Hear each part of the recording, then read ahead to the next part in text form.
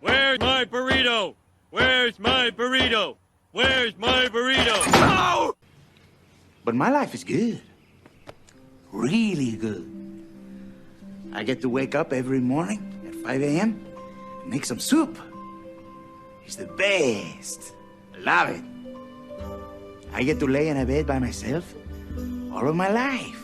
You're playing music too loud?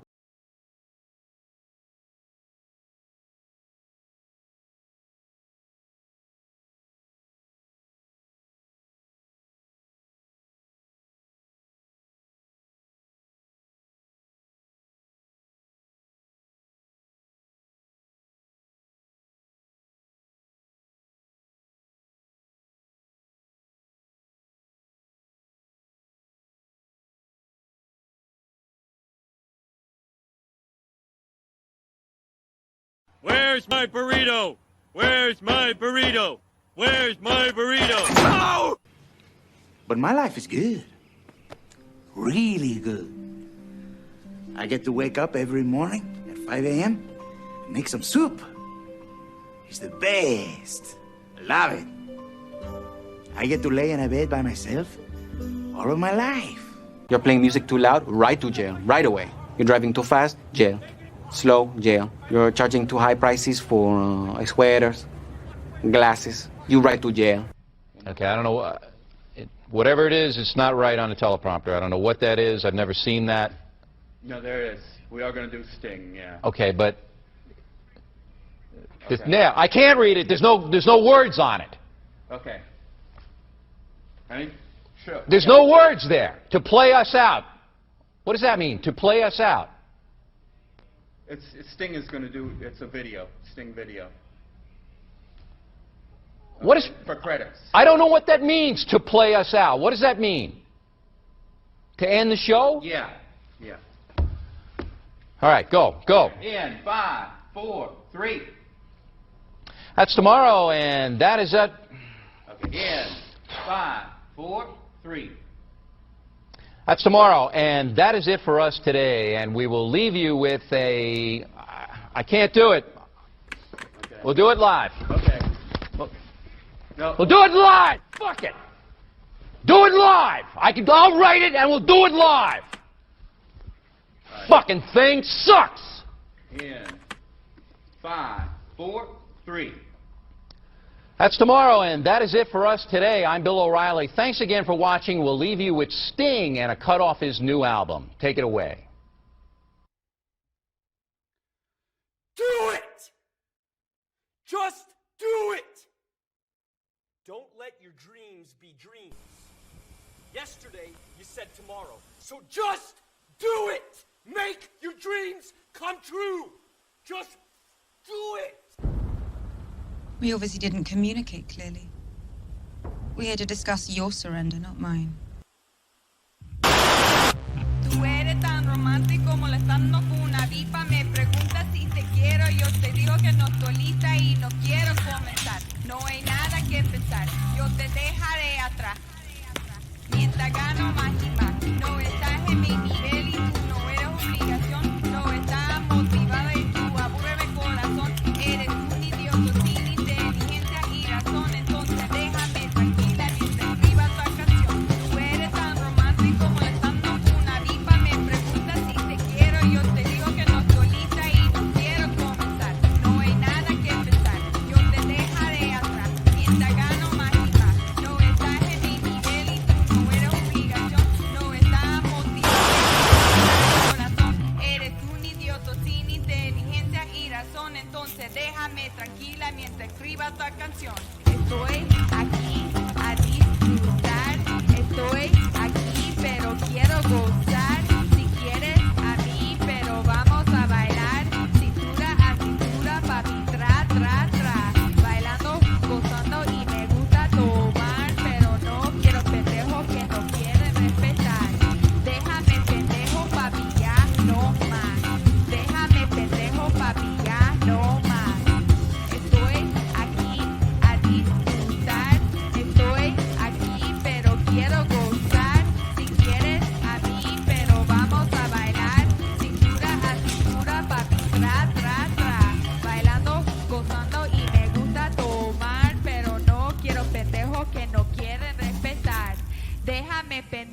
papi, ya no más. Déjame pendejo, papi, ya no más.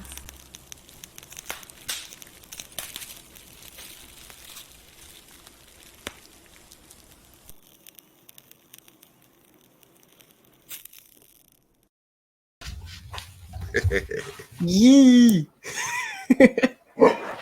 We went live. I forgot I had. What's up, everybody? It is your boy Luis Martinez, aka Big Chief Burrito, live with you on a Friday afternoon drive time.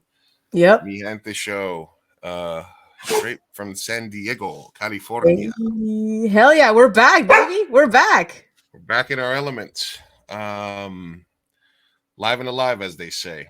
And we're doing a little festival recap and a little short stream this afternoon, this evening for you. What's up, Sophia? Nothing much, Lou. It's been a hectic week. Still decompressing from last week, and then I went straight in to do more things this week. And so, how you feeling? Yeah, you booked a job right after this, right? Yeah, they booked me in that Friday during the festival. They were like, "We booked you, so you need to be in LA." And I was like, "Oh, okay." And it was the Monday right after the festival. Right. Yeah. No, I no matter what, I had there's always a festival hangover. Mm-hmm. Just like there's a Comic-Con hangover, or like when you are at a show and like a theater show, and there's always that hangover for a little bit afterwards. Because your serotonin levels get high. Get a little high. And then obviously there's always a drop. So you got to do a little self-care for a couple of days. Mm-hmm. Take it easy on yourself. You can't expect to be at, up here all the time. It's just not natural. So, but knowing that is good. So it took a couple of days to decompress, like you said, relax, took some vitamins. How long did it take you to get out of this post-festival coma? No, you know what? Not really. It wasn't. I didn't really feel like I didn't really feel a huge low afterwards. Maybe because it's so prolonged, 2 weeks, 11 days, and then a whole lead up to it. But yeah, I just slept. I slept a lot. It was just going from one day to the next, and then having a day job still. Jeez. That'll put it out. That'll get it. That'll get you. But there was so much good stuff that I think it superseded all. It left me with a good feeling. It wasn't like, oh my God, it's over. It was more like, oh man, we got through it, and we got to meet all these people, and we made all these connections, and all these people are now aware of our show, and it was a huge thing for us individually, but also as a team and also as a show. So, and I know you were not apprehensive, but you were like a little bit like, what's it going to be? Is it going to be like work? Like what? Because at first I was telling, this is a huge deal for us. This is going to be big when we became media sponsors, and you were a little, but how do you feel after it happened? How do you feel that it went? Good. I mean, yeah, definitely going into it blind, because you've been working for the festival for a while, right? Mm-hmm. And so I've attended once, and I wouldn't count the second time just because it was the COVID year. Mm-hmm. So there wasn't a lot of networking, rubbing shoulders, meeting people type of deal. So yeah, it was more so of like just, I guess, jumping into the unknown and as a media sponsor, and then also just maybe like, being new to podcasting and hosting and interviewing people. It was also like, all right, well, this is going to be a test and we'll see how it goes. And then networking, it's just like, it feels like you're juggling all these things, but I definitely think that like it was a good opportunity to learn, grow, network, and meet awesome people. And like, yeah, man, the batch of people from all over the world that came for the festival was just like amazing. It was amazing. So I had a great time, and I'm excited to do it every year now, if we can, if they'll have us. If they'll have us, and we might be adding you to the selection committee, maybe get you some chances to watch some of the movies leading up to it. I think that maybe it was the only thing, because I know that once you get there and you watch the movies, you're like, all right. Yeah. It's definitely, well, I like to prep and like watch and know what I'm talking about. And I'm like, you knew all of the movies. And I was like, yep, that one. Haven't seen it yet. Can't wait. Yeah, that's what happens. So I'm excited to be part of the selection committee and just kind of like watch them beforehand and, yeah, I'm excited. Hi, Mama. My dog. Oh, look at that. Yes. So personal news, I guess, would be we got through the festival. We did. We survived. Yes, we're gonna be able to get back onto a more real, more.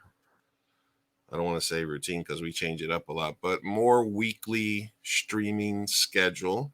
Mm-hmm. And we also, for our audience that is the audio podcast, on a we are now we have episodes stacked up so that there will not be a lull in episodes. Even if we Yeah. take a week off, we're going to be able to consistently post episodes every week. So there's a bunch of stuff that we recorded during the podcast, during the festival, before the festival, Mm-hmm.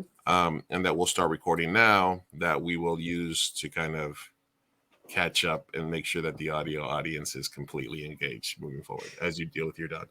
Yep. She's just over here ruining my backdrop. It's great. Hi, Mama. She missed me. I just got home today. That's the thing. So I literally came home, talked to you, said yes to the podcast, and then took a nap, and now we're here. So she's just kind of like, spend time with me, play with me. Huh? She miss a mama. I was gone for a week. Like, that's why. Well, not a week, like 4 days. Yeah. No, you went straight to LA. No, I've been just home, and as I told you, I've been I took the plunge. I did the math on because I had been going to the gym pre-COVID, and then COVID I stopped, and then afterwards it was just like a little thing, and I really didn't have the money to pay like $50 a month for month-to-month membership, so I did the math on it, and I got a 1-year membership for $300 at the gym, which comes out to like $24 a month. Nice. And I get 2 buddy passes, so I can always go with somebody if I want. Oh my And God, I get so yeah, and I've been there.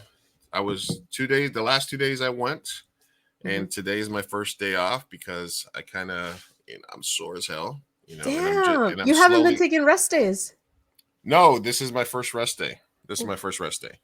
Nice. This is my first rest day. So so yeah, we'll see. We'll see if I hit my goal by next March. So I can be a little bit more mobile around the festival. I was catching some of the pictures, and the face is always going to be there. The face is always gonna slay. But I need the rest to be to catch up with it. So we'll see how it goes. So what was your other than the networking and all that? What was your favorite part of the festival? Oh man, it was honestly. I mean, there's the desmadrosa answer, and then there's the more like actually lovey-dovey, gushy answer. So the desmadrosa answer is I really enjoyed all the free drinks and partying and hanging out with my friends and new people and making new friends. That was very. I'm an extrovert, so I loved that part for sure. And then the more mushy answer would also be kind of the high that I got from watching so many good films. I went into this year with I hadn't watched a lot of movies last year. I kind of slacked, and so this year I was like, I need to watch more movies. I need to watch, be more ¿cómo se dice? I want to try to do that more. And so just doing this festival and watching really good films, your selection was amazing. I hate to make your head grow bigger, but the Ay Que Risa showcase, amazing. I watched the horror one. That was great as well. So yeah, man, it was just watching all really good films from all over the world. That was definitely, I loved it. Loved being in the movies and just chilling, watching really good filmmakers. Yeah, it's almost like you're there at the festival, but you forget that there's movies to do because there was a sound stage, there's the art stuff.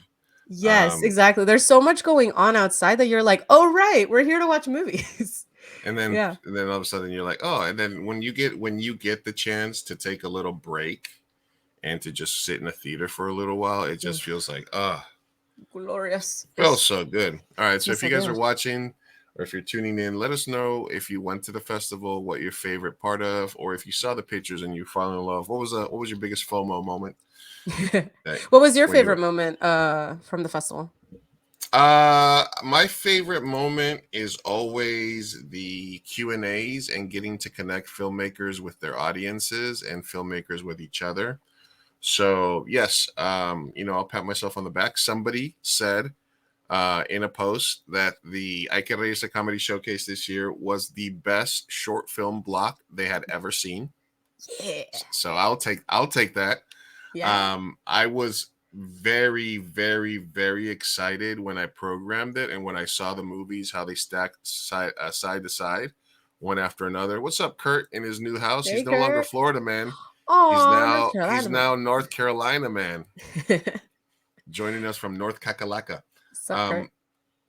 So when I saw the films stacked up and how they were going to play, everything from Jordan's film to Wish Upon a Disco Ball, I felt that I did a good job of capturing a wide range of representation Mm-hmm. and a wide range of colors, of Latinidad, of types of humor. There was some obviously crazy humor like I like to do. There's some adult humor. There was some very family friendly humor as well. Mm-hmm. So I really enjoyed that part of it. So I think that was like my favorite part is the Q&As, watching the movies I selected with people, and really a lot, because there's nothing like day one, shot one for filmmakers. There's nothing like when you get that final edit, and there's nothing like watching your movie with an audience and seeing them react. So seeing people react to those movies and seeing themselves on screen, being in a room full of filmmakers and allies and Latinos, I guess, because you can't forget the allies that turned out. All of that was for me very, very, very, very fulfilling. Because obviously I don't curate for the money. Because What? if it would kind of between the 200 movies and all the hours and resources that I put into the festival, it comes out to like $2 an hour what we make. Yeah. So I would, Or this less. is something, or less than, yeah. So for me, it's how it fills me with joy to watch 200 movies a year and to see that there's so much Latino talent in front of and behind the camera. And to see somebody like Anila Kaplan come from the way from Uruguay to watch Años Luz and engage with an audience and have her be there and talk about being a producer, or Jeanette Godoy coming down from LA to see that, and then the team from, like I said, Illegally Brown down Yeah. here, who. So all of that stuff for me was very important. And then that fills me up with joy. Yeah. With You, joy. with joy. It was very clear that you took a lot of like tender love and care into picking your films because it was very well balanced when it comes to like the type of humor, the representation of Latinidad, and then also the themes. There were some that were, I mean, they all had heart, but it was just like in different ways and touched on different topics. And I think that's what made it like the best. Yeah, we went from two sisters like loving each other and reminiscing about their father to death by squirt. Yeah. So I love how you were like, get the kids out of the theater. Yeah, get the kids out of the room for this one. Hide your kids. Yeah, hide your kids. This is And then because I was like, you guys brought your kids, huh? I was like, all right, you do know who I am. You do know my style of humor, don't you? Now they do. Now they're never coming back. No. So yeah, no, I was very proud of it. I was very proud of it. So yeah, not to feed myself more, but yes, that was the best part. And meeting other filmmakers that I had talked to and all that stuff. It's all awesome. Yeah, and connecting them as well. I think Wish Upon a Disco Ball is also going to get distribution because of people that were introduced. So it's pretty awesome. Yeah, no, we also got to meet distributors. Put distributors in the mix with filmmakers. It's a great thing. It was definitely a great thing.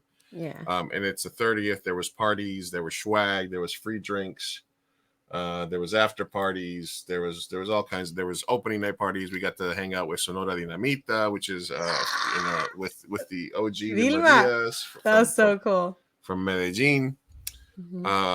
So yeah, I got to show off my Colombian tattoo, and then for the Uruguayan filmmakers, I got to show off the Uruguayan tattoo. It was great. I loved it. That's awesome. But and then stickers, giving away stickers. Oh yeah, they were everywhere. They were everywhere, giving away stickers, growing the brand. I love it. And I am just, we talked earlier about, because so thank you for everybody that's joining us. Thank you for everybody that's following us. If it's the first time you've joined us, and if you heard about us or you met us during the festival, we appreciate you guys touching base, stopping by, watching our live stream. Make sure that you guys are following Mi Gente Show everywhere, on Instagram, on Twitter, on YouTube at Mi Gente Show, on Facebook at Mi Gente Show, literally the same handle everywhere. If you miss any of our shows, they're going to be posted to the new Mi Gente YouTube page as well. We also post clips and funny segments as well there. And we will be broadcasting live from that YouTube as well as this one eventually. We're still on Twitch, we're still on Facebook, seeing how those turn out, but yeah. So but the easiest way to find us is just wherever you get your content, follow Mi Gente Show, and then look for Mi Gente Show wherever you're listening to your podcast. Yeah. I sat there with a bunch of people, and I was like, and literally I would give them the circle sticker, and they're like, yeah, this is cool. And then I would show them the other sticker. I said, this sticker is for people that are already subscribed to us. And then they'd be like, oh, where do you listen to podcasts? And they would say Spotify. So I was like, oh, pull it up. And then they would go like this, boom, boom, boom, boom. They would pull it up. Yeah. They would hit follow, and I would give them one of the cool stickers. So hopefully, and you know what? Even though we haven't been dropping a lot of episodes over the last couple of weeks, we still, the podcast is still doing good numbers. It's been growing. And I'm going to lay down the challenge here. Ooh, what are you going to do, Lou? Here, let me fix my dog. You riff. Continue. I'll be back. All right. Well, now that Sophia's gone. So what I'm going to do, and this is going to be a challenge for all you to help me grow the channel and grow all our channels, is our next goal as a podcast is to reach 1,000 downloads per episode. So if you do enjoy our podcast, if you enjoy our streams, make sure that whatever it is that you use to download episodes for podcasts, you listen there, and that you download our episodes, you rate them, you give them a like, all that good stuff helps us out tremendously. Mostly that you listen, because the more hours that we get listening on iTunes, on Spotify, it helps us out grow. And the other goal is to be able to monetize the podcast. And to do that, we need to get to 1,000 downloads, but you also need to get to 1,000 subscribers. And we are 600 we might be 666 away. 600 and something downloads on Podbean? No. I mean, for YouTube. So we need to monetize on YouTube as well as other venues. But the closest one we are is on YouTube. So if we hit, or once we hit 1,000 subscribers on YouTube, we're going to be doing a nice giveaway. And I will be eating 30-year-old gum. Shut the fuck up. Where did you get 30-year-old gum, bro? So, oh, yes. Let's open that. So I have these. I had found these when I was looking around for stuff. I have this, and I have another one for Alf. These are old school. You know how old school baseball cards used to have with a stick of gum. You can right here is you can't see the crease, but there's a piece of gum right here that is literally 30 something years old, because these came out like in 1998 or something. Nice. So I will eat 1988. This is from 88. This is an 88. So once we hit 1,000 subscribers on this is for Team Burrito. Once we hit 1,000 subscribers on our Team Burrito YouTube page and we're able to monetize, I will eat on stream 80 gum from 1988. So this gum is older than Sophia. It's older than most of our listeners and viewers. 35 years old. It's 35-year-old. It's MILF gum. It's seasoned. It's seasoned gum. So we're gonna see if that incentivizes you to hit that subscribe button if you're watching. hit that subscribe button. I love it. Help me eat bad gum. It's oh man, your stomach is not gonna be happy. I'm gonna chew it up on screen, and then I'm gonna let it grow a tree in my stomach. Yeah, exactly. Are you old though? I feel like it's gonna be dirt. It's gonna be dust. It's gonna go. You think so? No, I don't know. I don't know, man. There's so many chemicals in that stuff, preservatives. True. It'll be interesting. It'll be interesting. I have that one, and then I have another one. I have a couple of these that I just collected over the years at Comic-Con. But I was cleaning out some tchotchkes and stuff that I had, and I was like, I might use this for a bit. Yeah. Are you going to Comic-Con this year, by the way? Yeah, of course. Okay, cool. Yeah, we'll be there. We'll be live giving away tickets. Hey. All right. So, getting rid of the live stuff, there's a couple of major stories that I think we should kind of cover. Yeah, how are we gonna do this? Because we missed a few weeks. Are we going backwards? Well, I have tabs. I've been sort of I'm gonna pick like 5 or 6 of them, and then the rest we'll kind of let go. I think the major stories that are stuff that's normally covered, and people asked me about this, was the Bad Bunny story. The Bad Bunny stuff. There's the Trump stuff, obviously. So I think we'll start with those two, and then we'll get any other, and then I'll pick another couple of tabs here, and then we'll just wrap that up, and then we'll get back on schedule with news and culture, reacting from a Latino perspective after that. Yes. So what would you like to start with? You like to start with Trump or Bad Bunny? Ooh, that is rough. Let's start with Bad Bunny. All right, Bad Bunny news. So the latest in Baboni is that he is now with Kendall Jenner. Yeah, right? Allegedly. I think it's still alleged, but yes, there's pictures. There's pictures. Yes. All right, and then he might have been coming for her ex, who is Devin Booker, who plays for the Phoenix Suns. Oh, right. This is a clip I found about it. So you all know Kendall Jenner and Bad Bunny have been stepping out together for a few weeks now. And despite them not being the internet's favorite couple, they still seem to be going strong. So strong, in fact, that Bad Bunny is out here seemingly shading Kendall's ex, Devin Booker. You see, Bad Bunny was recently featured on Eladio Carrion's track, Coco Chanel, and one of his lines in this feature translates to, quote, "I'm not bad, baby, that's a gimmick, but the sun in Puerto Rico is hotter than in Phoenix."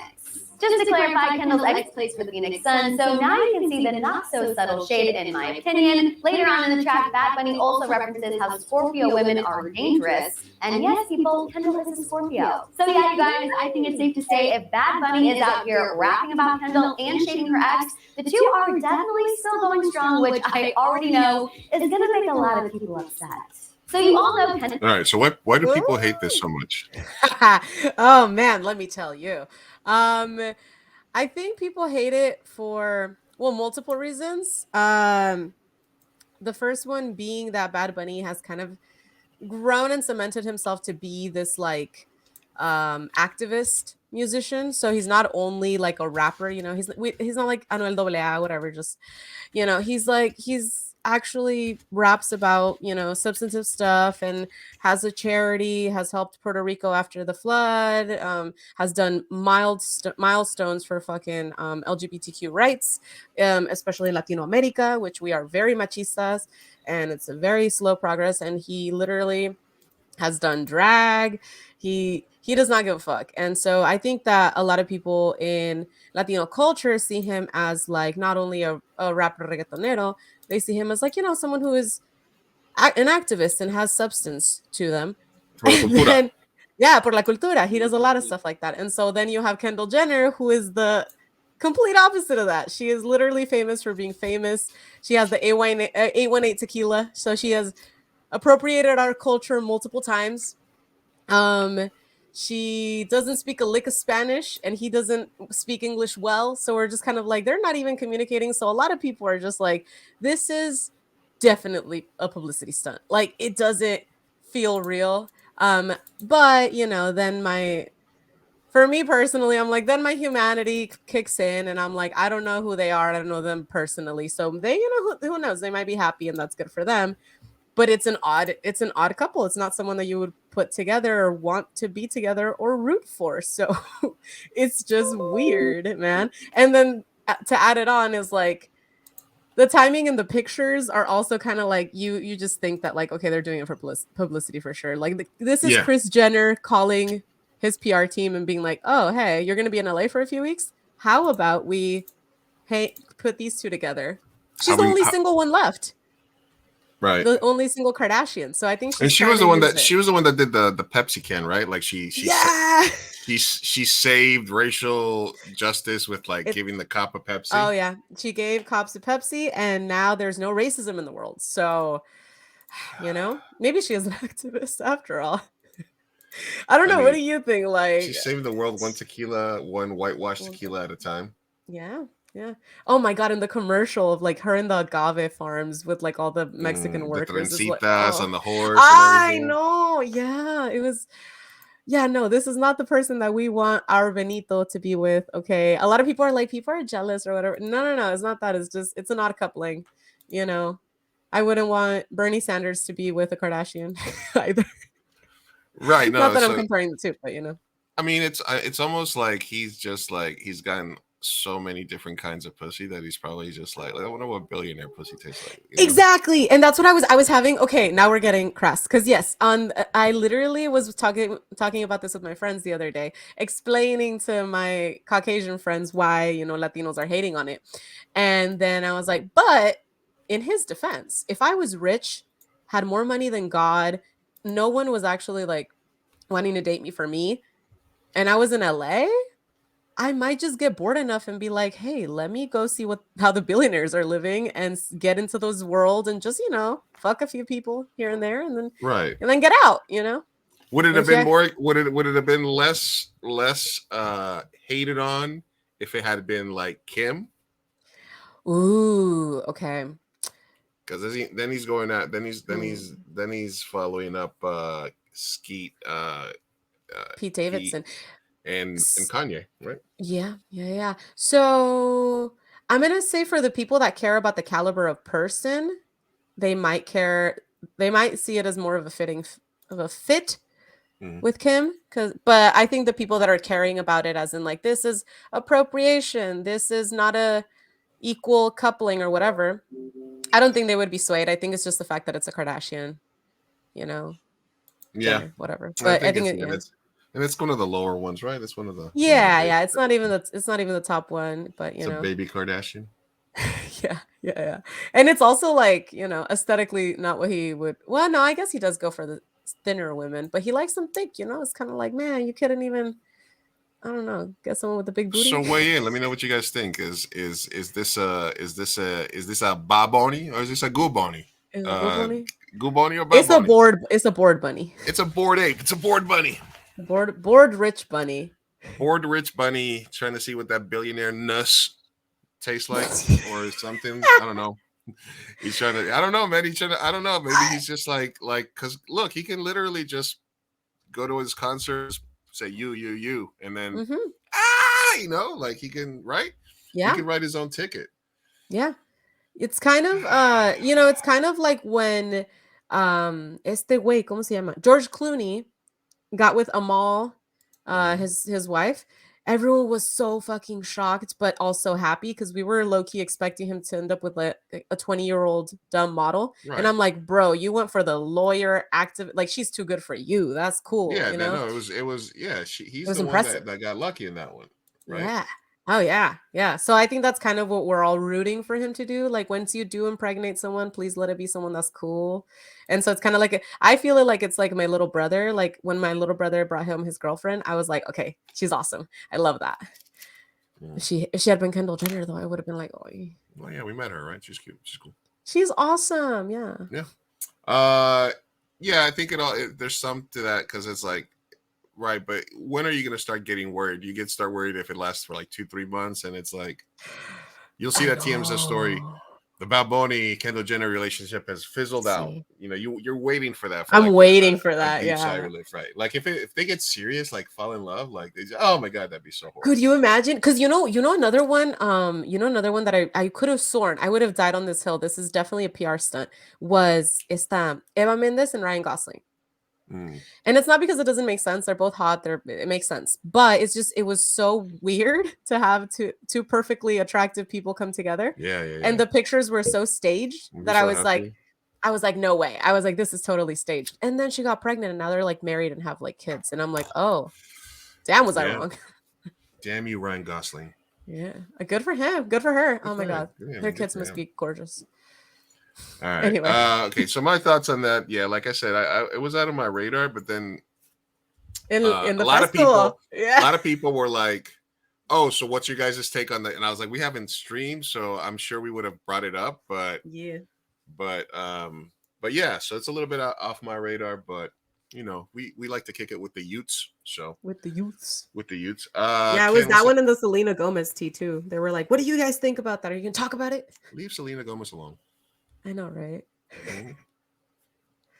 Let her eat cake. Let her get chunky if she wants to. Whatever. And that's the thing. He's going against Selena. If he would have dated Selena Gomez instead of Kendall, I think we would be happy.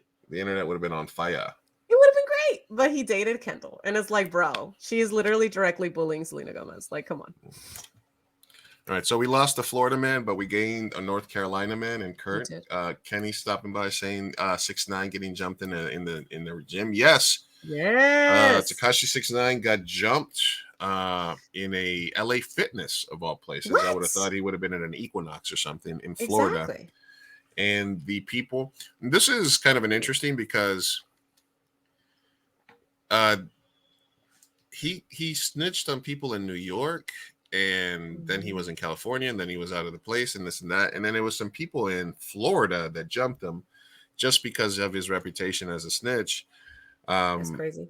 And he was at an LA Fitness, which was not even a 24-hour fitness, an LA Fitness. I know. It's like it only would have been worse if it was a Planet Fitness. If it would have been a Planet Fitness, and he had like a $9.99 membership, and it would have been and he was like working out like in a bubble jacket. It was weird. But he got bloodied up. He got stomped out pretty good. Wow, and really? But then we also have and then okay, you're beating up the guy because he's a snitch, but then you're recording it and you're self-snitching on yourself while you're beating somebody down. Make it make sense. So it's like you wanted to beat him up, but you also wanted the clout. Yeah. You wanted to beat him down, but you also wanted a clout. So you self-snitch, and now people are gonna know who you are. So somebody's gonna snitch on you and be like, I know that IG, because you had to post it somewhere. And now there's people that are setting up GoFundMe for the guys that beat him up to help with their legal costs. It's weird. Damn, people hate him that much. Wow. Yeah, they're basically saying there was a movement to start a GoFundMe for these guys. Orale, wow. That's not what you do. Don't do that, mi gente. Invest your money elsewhere. All right, so this was a video that I had popped up. We're just gonna breeze through a couple of things here. This is something that I saw when we're talking. Now that we're talking relationships, the biggest thing that like annoys me about the whole dating world is like fucking talking stages. Like that shit's so annoying. Like the whole and just like the inconsistency in them. Like I literally like hate that like so much. But I think that's like my biggest thing. It's just what specifically? Just like the fact of just like you like I don't know how to word this. Like in the talking stages, and it's just like you're like labeled that, and it's like people like are considered like you can't like you're just like confused, and like most of the time like the girl gets like attached or something, and they like see it like it's gonna lead to a relationship, and it's always not, and it's just like that's like my biggest thing. It's like I just hate the whole like how like talking stages are so like normal. It's like traditional dating does not exist in this generation. I think that's the biggest thing. Like, all right. So she was just to go on the record. I would listen to her spout gibberish for many hours at a time. Oh, Lou, you do not comment on her body. No issues there with her. She can talk. She can be as dumb as she wants to be, but she's trying to sort of put her finger on why she hates like what the fuck is she talking about? Yeah. So Listen, I think I understand. Sometimes, you don't know how to put your thoughts into words. That is hard. But I think I totally understand the frustration that comes with talking stages. I've been in a million endless talking stages, and she is correct that there is confusion that comes with it, and it's a waste of everyone's time, and you're kind of in limbo, and you're neither here nor there. You're not a relationship, and you're not single, and then there's drama, confusion, heartbreak, all of the above. It's fun for the whole family, really. I vibe with her. I just don't think she had the vocabulary to say her feelings and thoughts, and I feel bad making fun of her. I'll vibe with her. Yeah. Hey, how you doing? Yeah, no, I hate that. Yeah, it's like when you can't really put your finger on it. Yeah, and you're having all these deep feelings, and you just can't word it. You're like, when this and that, and then where's escape? It happens to the best The of other us. thing. What are your thoughts on talking stages? You know what? That It's a was good like a topic. big thing, like in the 90s. I guess that's when I first started hearing that. When it was just like, yeah, we're just talking, and Mhm. it's the flirting stage. I guess it's like you're in their DMs, right? We're just, Mhm. you just it's so easy to, because back then you had to put in some effort to get to the talking stage because you had to get the number, you had to be able to connect and stuff like that. Now anybody can really be in a talking stage because you see somebody, you meet with them, you're on Instagram, you can send them a message and then just kind of see how the vibe goes there, right?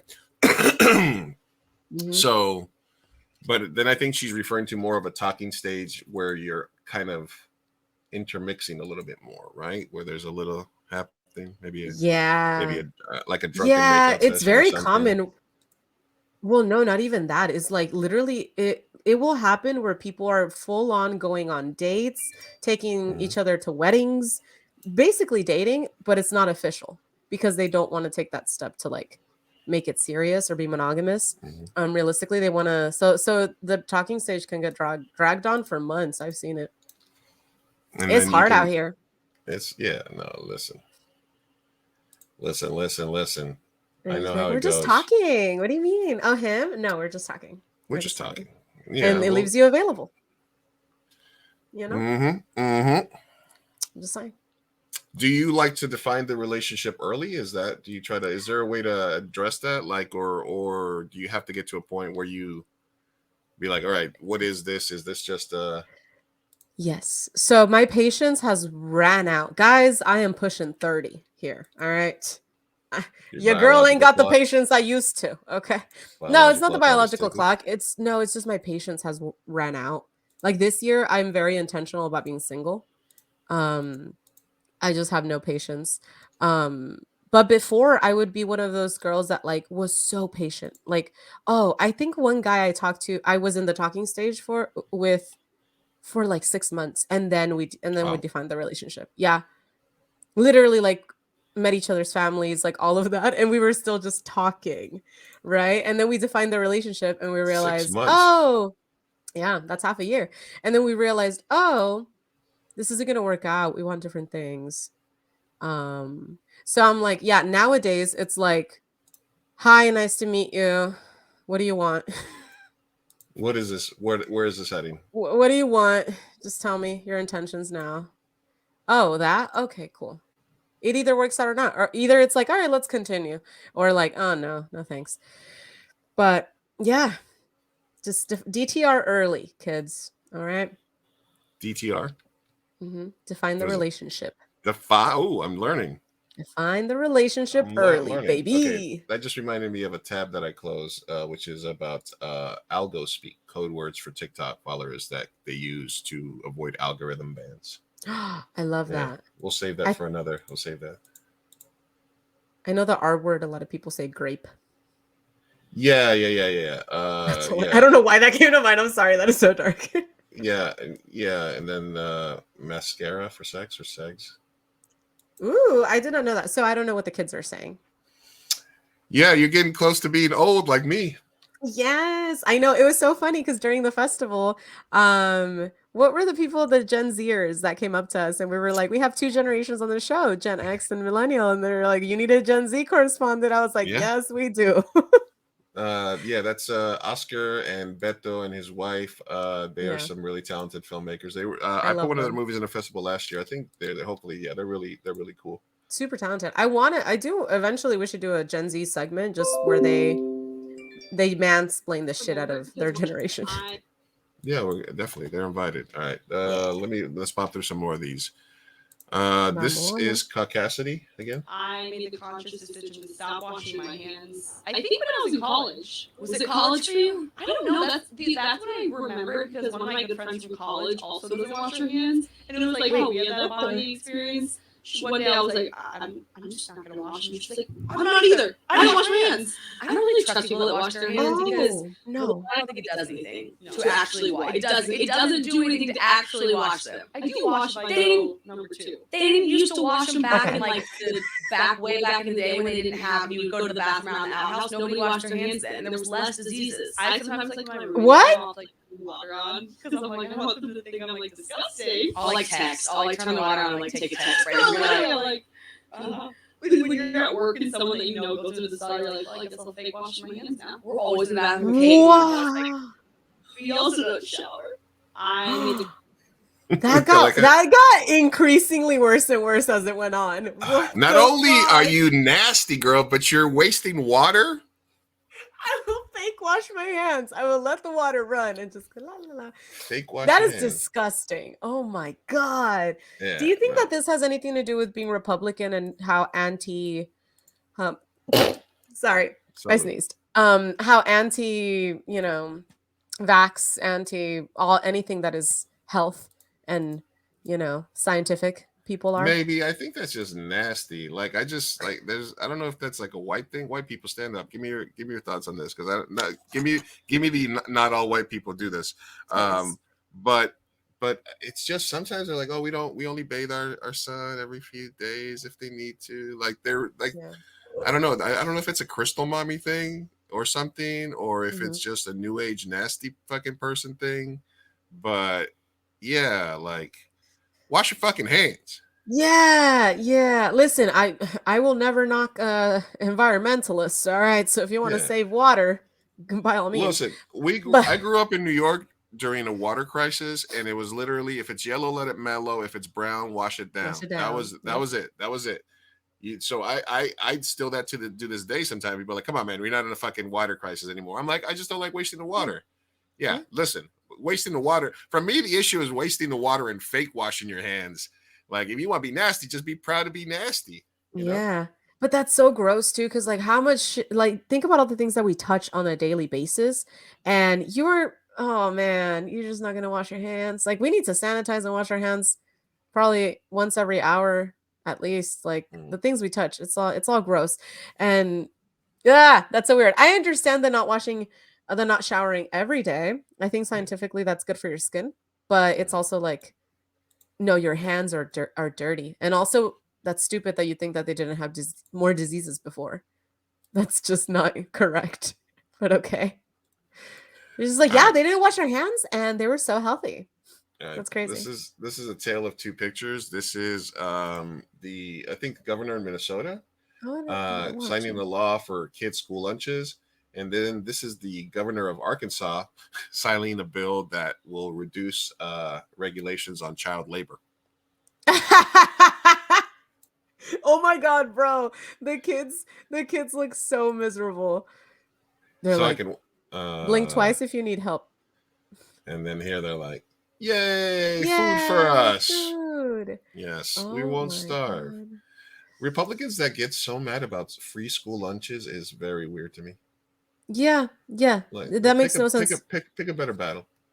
Because you say you care about all lives matter. You say you care about abortion, but then Once a kid is born, once a kid is born, you need to feed it. You need to give it health care. You need to. It's not about just like forcing them into the world to suffer and to starve. Like, so basically the thing that changes in Arkansas is that 16 and up, you don't need a permit for employment. And you also don't have to check ages as rigorously. So it just opens it up for like younger kids to be out there. The children crave the mines. They crave the workforce. They want it. Jesus. So we're rolling it back.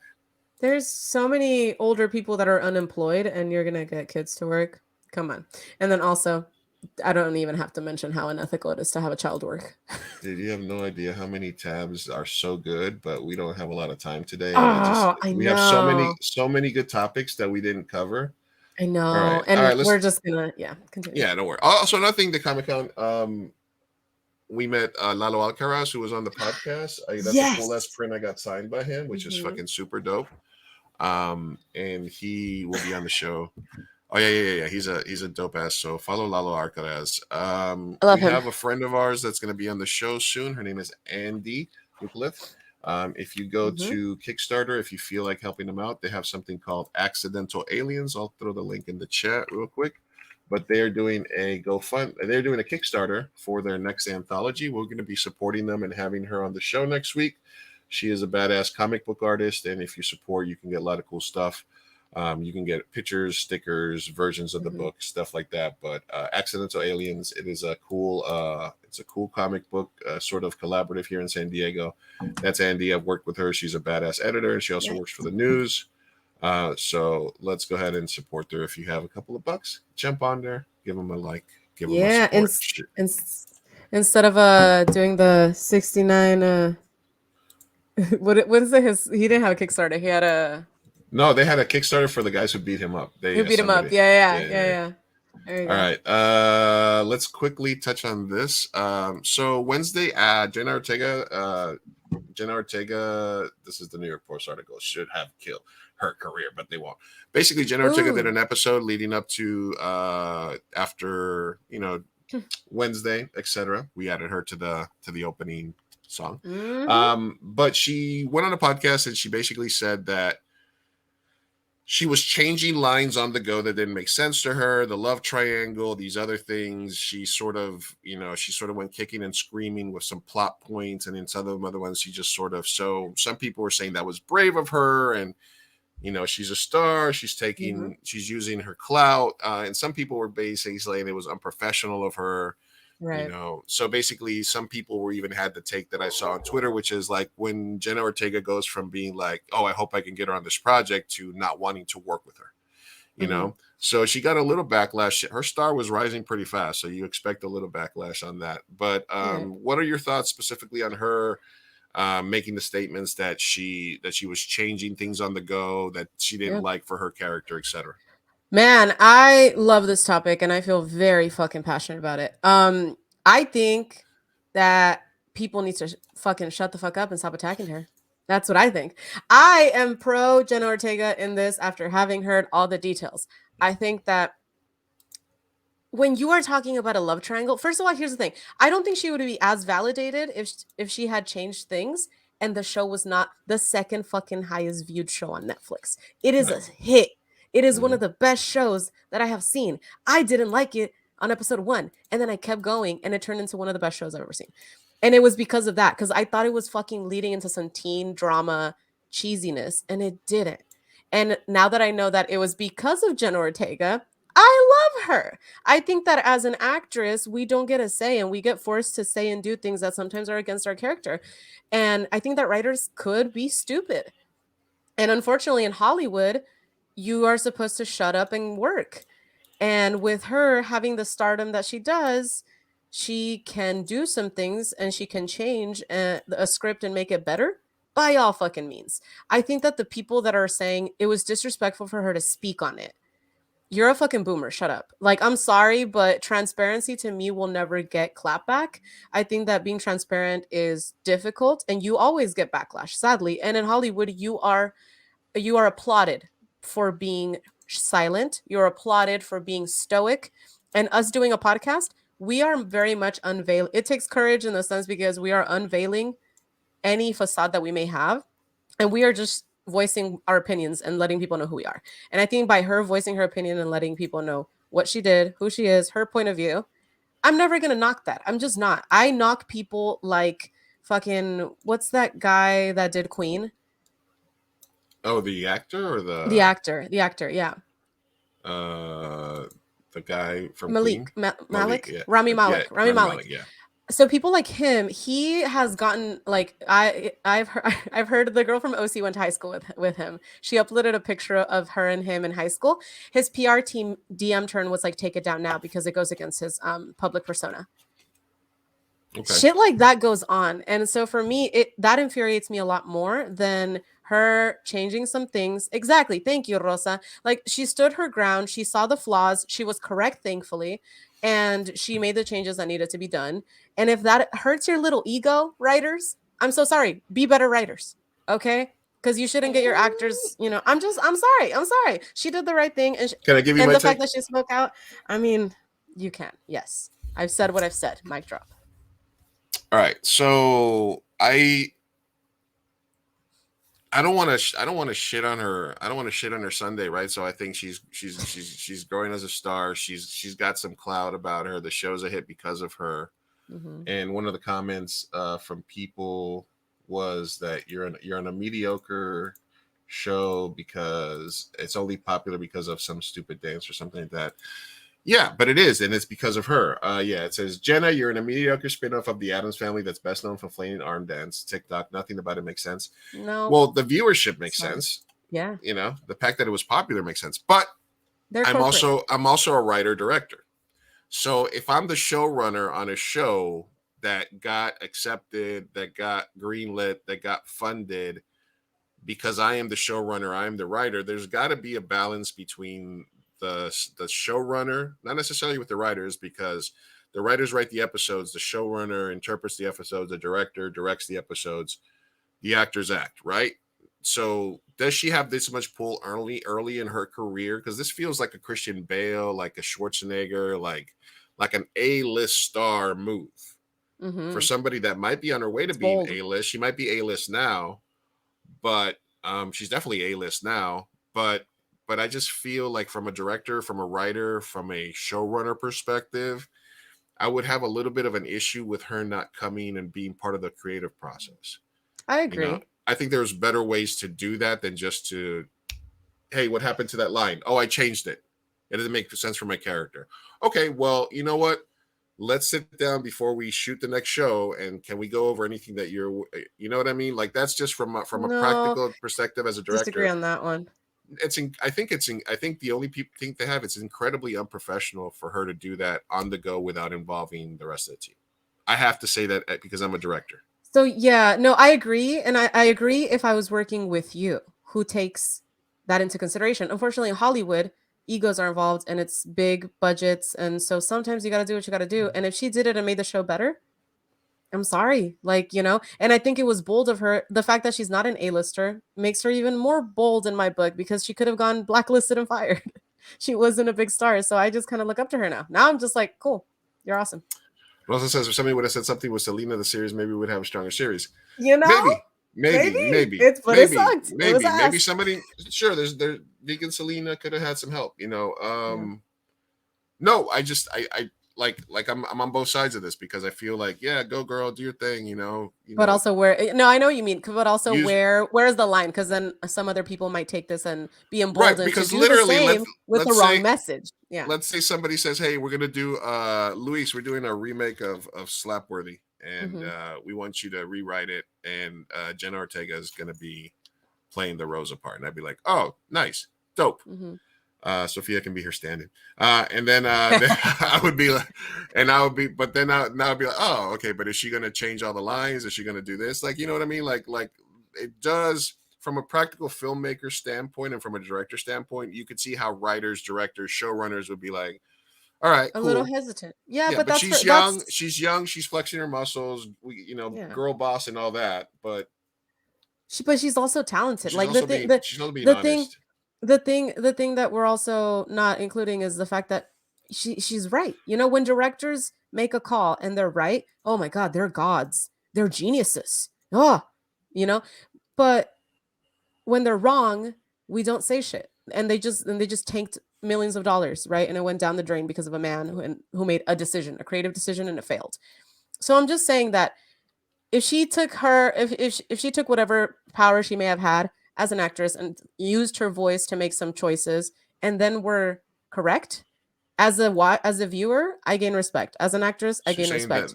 the end result justifies the The unprofessionalism. means. Yeah, I think if she ever if she continues and then one day she's wrong, then maybe the backlash is a little, maybe that'll be more deserved. But I think the writers are idiots. I'm sorry. Most of Hollywood don't know what they're doing, and they just don't have that voice in the room. And for her to do her job as an actress, understanding her character and saying, "Hey, she wouldn't do that. I'm not going to do that." That takes balls. That takes guts. Thank you. We got a better show for it. I'm just saying. All right. Okay. We'll leave it that. Yeah. Better fucking do that shit with me. I love Just you. saying, don't you be getting any ideas, Sophia? When I give you the alien story, when I give you the alien story, but you and I have had disagreements. Remember in the writers' room for the council, where I was like, oh, I think this joke is a little or whatever, and like you receive it. What I'm saying is, I don't think she was talking to people that receive criticism. I think she was against contra la espada y la pared, as they say. All right, here's some pictures that we're watching here from. Oh, my dogs got excited. Kenny and Laura. Kenny are behind the scenes photographer and one of the key members of Mi Gente Show. We did some live stream. Yeah. Here's a future guest that we're gonna have, Maribel, from the movie My DACA Life. We met her. She's a consultant. She's a speaker. She's an activist. My DACA Life, one of the movies that we saw. She's a future guest, just like Andy. Freaking badass. And then, hey, me and Kenny, me looking all not smiling there in the city. So sharing some movies. Why do I not recall this? Like, why do you not recall this? All the beer. Was it day 2? I forgot. There was something. All right. So one other thing that happened, and that I wanted to mention is, Mi Gente Show got invited to first time as a show. We got invited to like a sneak peek of something. Mm-hmm. So you were out of town, so I had to go, and we got treated really well. We got to see John Wick 4. I loved it. It was really, really good. I had to pee halfway through, but I held it because I was like, how long can this movie be? I don't want to miss anything. So I was like, I'm just going to hold it till the end. Yeah. And then it was very long. So it's John Wick movies. And I saw a cool sort of post about it, is that they exist in this universe. And like, these are the chicks that run like the behind the scenes murder empire. Mm-hmm. They're all like super gay looking, and they look like they're part of a roller derby team, and they use like analog computers and like they use these types of computers and stuff to like enter stuff. It's a weird universe they created. It's a weird aesthetic where like 90% of the population is assassins. Mm-hmm. But they own it, they claim it, and they made a really good movie. Donnie Yen, who's like an action movie icon, actually got something to do in this movie. His character was really good, and I think it's a great way. It's a great fourth installment of the franchise. It really helped. It was awesome. Yes. I like that. I'm glad. Your auntie's hey, what's up, Tia? Hey. So it was the first time as a show that we got invited to something like that. Mm-hmm. So I was like, we got VIP seats, all the good stuff. It was nice. It was happening. Oh man, I'm so jealous. I couldn't be there. That's cool. We're gonna have a couple of the last things, and then we'll get out of your way for the time. We just wanted to do a quick catch-up stream here for everybody, and to let you guys know that we will be back on a regular streaming schedule. All right, man breaks up with girlfriend. Okay. After said girlfriend gets a lap dance from Chris Brown. Oh. So the quote on this is, how I watch my girlfriend up on stage. So UK man goes to goes to Chris Brown concert with girlfriend, buys her tickets, spends money, and seemingly he decided afterwards to break up with her, even though she thinks she did nothing wrong. Weak. So is this a legit reason to break up with somebody? You know what? I think that he's a weak man. I'm sorry. Yeah, it takes that little, if you're that insecure, you can't handle it. You took this woman to a concert. It's a concert. All right. Chris Brown is not taking her away. She's not cheating. Nothing is, just calm down. It's not that serious. No, he did end up ending the relationship. His ego was that hurt. That's crazy. Yeah, he was butthurt. I'd be like, yeah, babe, let's go. You know, like male fragility is like wild nowadays. Yeah, no. I mean, listen, man. Okay, Would you dump your significant other, or would you be like, that's funny? how long have we been dating? Like, listen, if It depends. I don't like know. if she goes up there and then all of a sudden she disappears with him backstage, I'd be like, hey, what? But then, like, he goes up That's there, the line. he gives her a sexy lap dance, and she comes back down to me, and she's all hot and bothered. There's the line. So yes, if you would have told me she then followed him backstage and was not seen for the night, then Yeah, I'd be like, okay, that's and yes. she wasn't Then she answering her cheated. phone. We had to go home by Mhm. yourself. All this That's other that's a shit. whole nother conversation. And sir, I respect you. Yes, Yeah, but then that was yes, I not get it. it. If it was, yeah, if it was like, come on, she went on stage, like, no. Right. No, I think either she's for the streets or I don't think that means she's for the streets. That just means she took her to a fucking Chris Brown show. You paid for it, and she ended up getting a lap dance from Chris Brown. And now you mad, and you decided that your ego was hurt. No, get over it. Yeah, I'm sorry. Right. All right. So one last thing here before we get to the Trump story, which I think will take us a couple minutes to sort of digest. Okay. But No, not midway today. We're waiting on the next week for that. yeah, one? we're waiting for that one. Yeah, we'll do that next week. I didn't even check, but I'm assuming that we haven't promoted it at all. So who knows? That's true. But we're also backed up, so who knows? Yeah, we're also back. Maybe you never know. But I didn't have any set up for today. So this is a reminder to not put any of your business on the streets. This lady posted that her husband was cheating on her. So she posted a video talking about. We'll spend a day back in Vegas. We were in Vegas. I was there till Monday, and then I flew home Tuesday. So Monday we were in Vegas together after being in Utah all weekend for our anniversary. We had a great weekend. Literally the best weekend. Like I even made a little profile picture on my Facebook of he and I, and named him from Cocktail Gardens. And I was like, cheers, 6 years, look at my man, he's so loyal, I love him. Well, we had a great weekend. It's time for me to come home. Do you hear my children? Hang on. Sorry, I'm trying to make this as fast as possible because there's so much. Okay, so we had the weekend, beautiful weekend, great anniversary trip, couldn't have been better. Make a sweet profile picture, look at us and how happy we are. Our life is great. I thought my life was great. I thought everything was fine. We had some issues last year because he's an idiot. Was not infidelity. He's just stupid because he's a man. Okay. All right. Okay. Ma'am? So, had a great weekend. He stayed for work. So her man stayed over in Vegas for apparently. To dinner. He went back to Vanderpump Cocktail Gardens with his work people. It was a work event. And then I guess they decided to go to the strip club. I have nothing against strip clubs. I have something against going to a strip club alone in Vegas while hiding it from your wife. Where are you yelling at me? He's at the strip club. All right, so she spilled this tea on TikTok, right? Qué miedo. All right, so what happens afterwards is she had to ultimately post this video. Holy shit. Hi, everyone. I want to start by saying thank you for all of the love and support and the feminine rage. Ew. I'm angry and you're angry for me, and I get it because I'm in this too, but please, my life has been torn upside down. We are a one-income household. I'm a stay-at-home mom.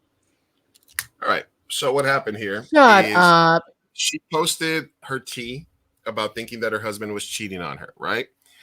Then people from the internet began to call her husband's job and tried to cancel her husband and tried to get him fired.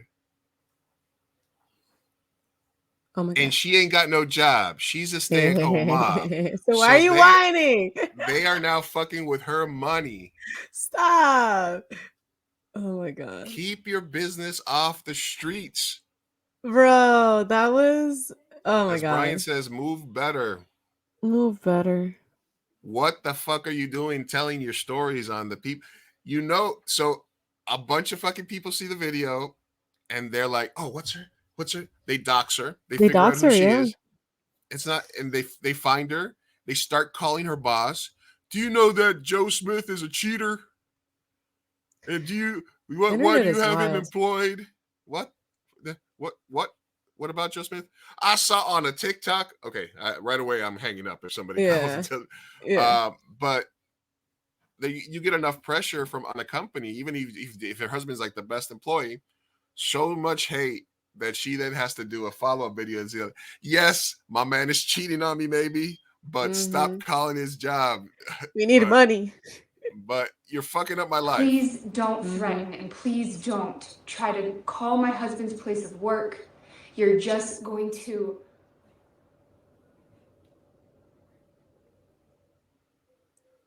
You're just gonna get it worse. Now, see, now, This I'm is sorry. my life. And I never... Sophia, it says right here, please be kind. I'm sorry. I just, That this this would blow woman. up the way it did. Clearly it's striking a chord with women everywhere. And I talked to my husband today. I talked to him. And he said... Yeah, he said leave up the story. Anyway. I know. Rosa says she was at watching John Wick 4 and the theater just had a blackout, so she has to rewatch it tomorrow. Oh no! Sorry. Damn, that's a bummer. Damn, I have to watch it. All right. So number one, stop putting your business out on the street, right? Yeah. And then, like, maybe no, never mind. I'm gonna keep quiet on this. I just didn't like her delivery. Okay. Oh, is that the takeaway here? No, I have zero takeaways. I think we're all dumber by watching that. So.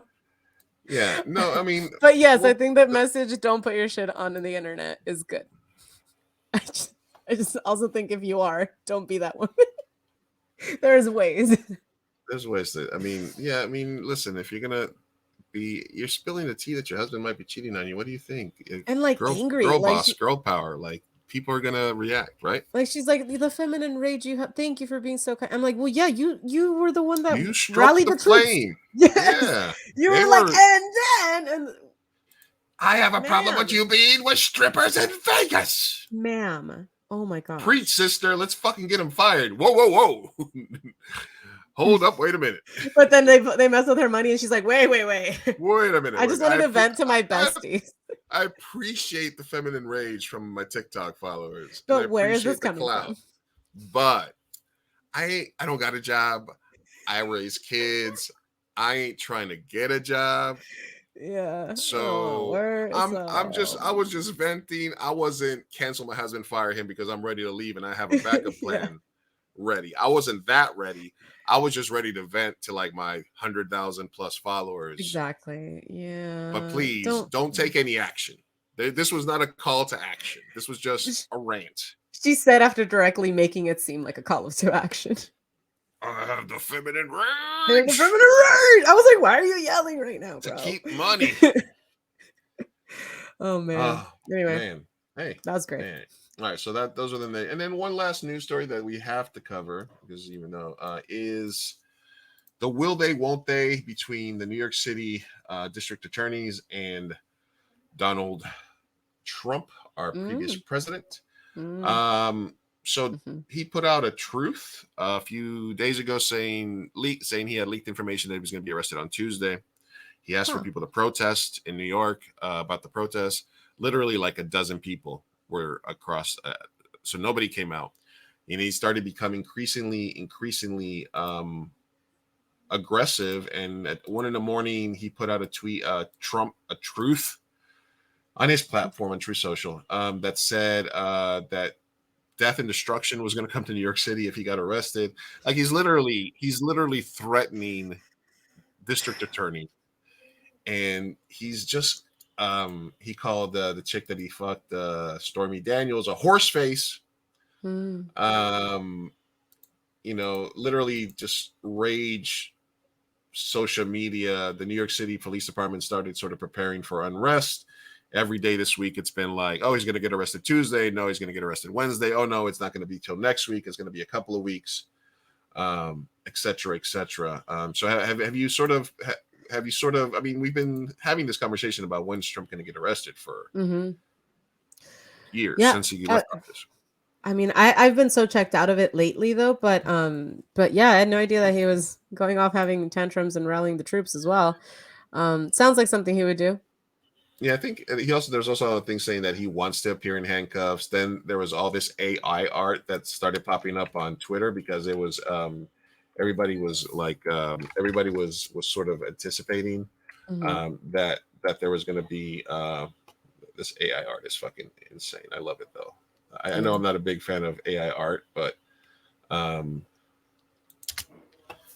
hold on a second. I need to show you this if you I haven't seen know it. you were. Wait, you were Mr. Anti AI art. No, I am anti AI art, but I do think that in situations like this where they create like the Good stuff shit. like that, like Trump fighting against the police and stuff like that. Like it's there's some good to it. There was some good Trump arrest AI pictures floating out there. All right. There was a theory that he wanted to appear in handcuffs because he feels that that's going to be like a rallying cry for these were the ones Oh my god. Trump running for the cops, Why getting do they make arrested. him look so young and like? Like he Well, wouldn't be not in that running. one. He wouldn't be He could running. not run if He would he not be running. wanted to. No, there was just a lot of stuff happening. So some people think that he wants to appear in cuffs because that's going to help, kind of rally the troops around him. Hmm. Um, and some people are just and he's literally like inciting violence. Yeah. It's weird that he's doing this. So the question is some nut job going to start doing stuff because of this? Literally, the first time he said, "I'm going to get arrested Tuesday," all the media went out to Trump Tower and to the DA's office to cover it. Like every media outlet had people out there, and there was at Trump Tower 2 people, and at the other place there was like 6 or 7 people. Like the joke is that nobody came out in protest. Hmm. They were messenger groups where they were like, "We're going to surround Mar-a-Lago with rifles and this and that." That didn't happen. So, do you think that yeah? First thing is, do you think anybody's going to be stupid enough to try to do something on behalf of Trump? And number two, is his juice waning in his own with his own base? I don't know. Have they I moved on to DeSantis, the No, fascist? so it doesn't seem to be. I really wish we could have like stats on all of this because do I think that someone's going to be dumb enough to do something? Yes. I just hope that it's not like too big of a group, like QAnon and the Mhm. Proud Boys and stuff like that. I hope they don't join in together. Uh as far as I think he still has most of the following and the backing from people on the right. I don't know what kind of cult mindset they have, but they love him. And I think DeSantis is doing a good job though. I think he's starting to get people on his side. However, the too far gones, the America needs a civil war people, Mhm. I don't think DeSantis is going to get them. I think Donald Trump is going to do a good job. I'm excited first of all for this circus.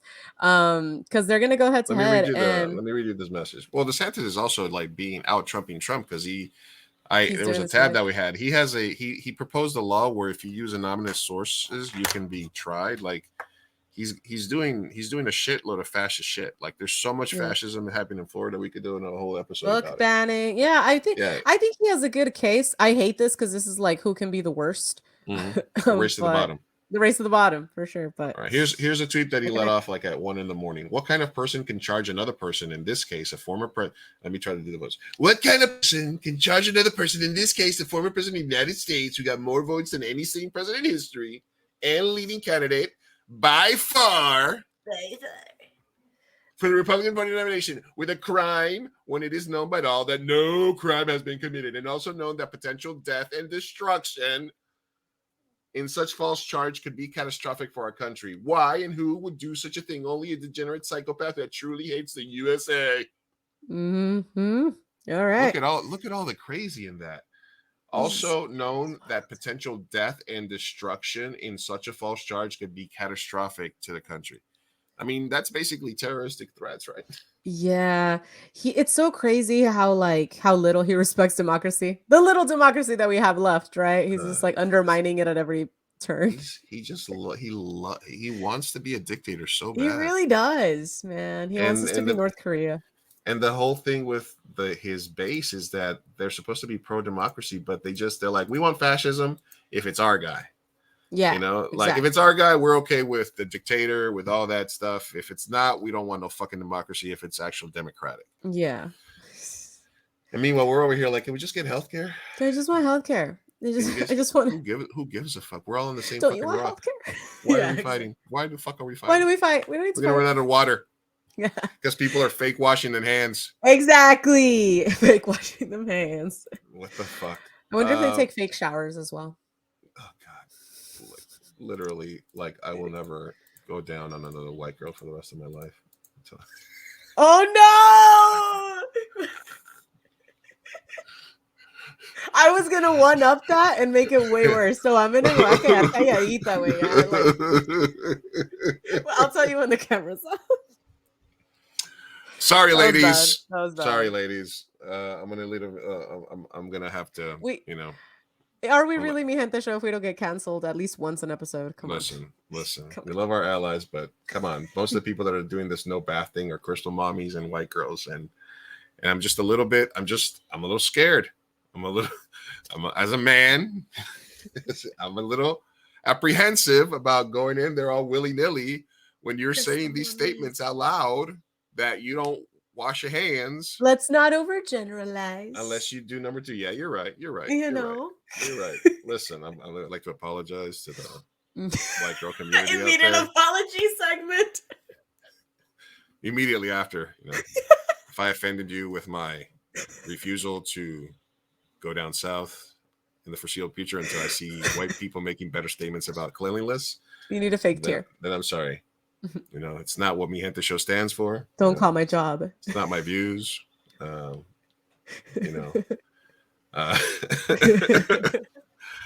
Listen, maybe if I could see, I need to see you wash your hands or shower. Anyway.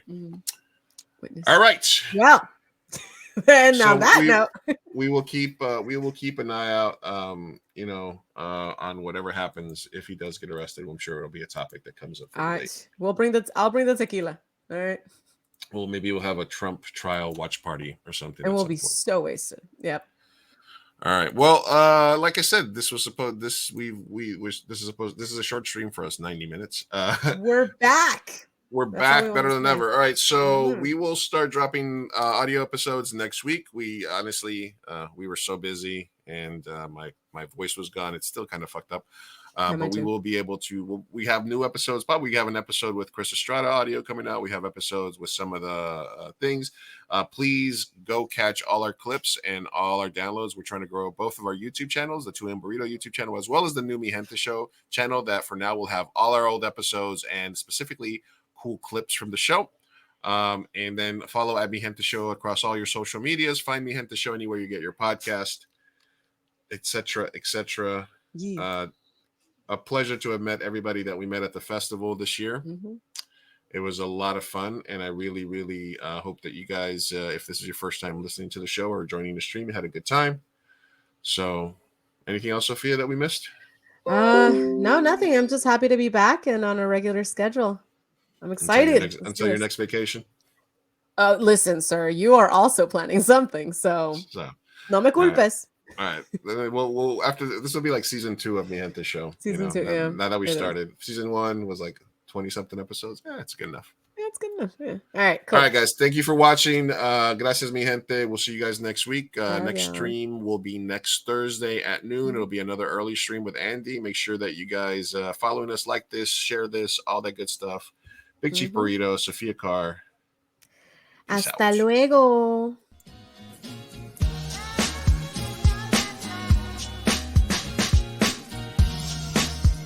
Vamos, papá, hay que irnos. Me estoy aguantando desde que pusieron el domo. Puedes esperar. Muchas personas trabajaron en esta película y solo quieren que te aprendas sus nombres de memoria. Y yo quiero asegurarme de que ningún animal resultó lesionado durante la filmación de esta película. ¡Listo! ¡Uy, palomitas en el suelo! Espera, parece que Maggie tiene algo que decir. Revela su primera palabra. ¿Qué escuela?